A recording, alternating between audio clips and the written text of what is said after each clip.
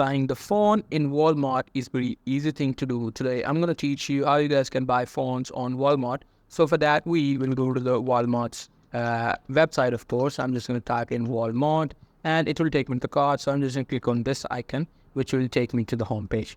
Now here you just need to find the phone, but you can also search for that, of course. I'm just going to search in phone and I'm going to enter. And it will show me all the mobile phones that are available for me to buy. So suppose I want to buy this, I'm just going to add it. I'm just going to click on that and it will take me to this website. Now here you just need to click on this buy now. What it will do is it will want me to add the new payment method, the address in which my device, this mobile phone will be delivered, and the arriving dates. They will tell you when will it arrive.